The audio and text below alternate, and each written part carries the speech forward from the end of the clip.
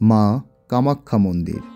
ভারতবর্ষের পূর্ব দিকে আসামে রয়েছে ৫১ সতীপীঠের অন্যতম পীঠ মা কামাখ্যা মন্দির। মূলত এই সতীপীঠটি তন্ত্র সাধনার জন্য খ্যাত।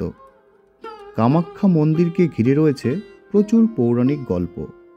দক্ষযজ্ঞের পরে সতীর মৃতদেহকে নিয়ে তাণ্ডবরত শিবকে থামিয়ে ত্রিভুবনকে বাঁচাতে বিষ্ণু তার সুদর্শন চক্র দিয়ে সতীর দেহকে ৫১টি ভাগে ভাগ করেন।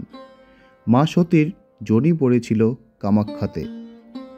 সেই যোনির ওপরেই প্রতিষ্ঠিত হয়েছে মা কামাখ্যার এই মন্দিরটি।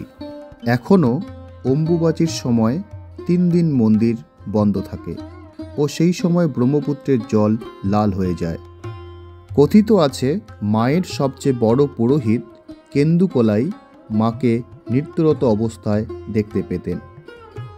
জানা যায় কোচবিহারের রাজবাড়ির ওপর মায়ের অভিশাপ রয়েছে, তাই রাজ পরিবারের সদস্যরা মায়ের অনুগ্রহ থেকে বঞ্চিত থাকেন।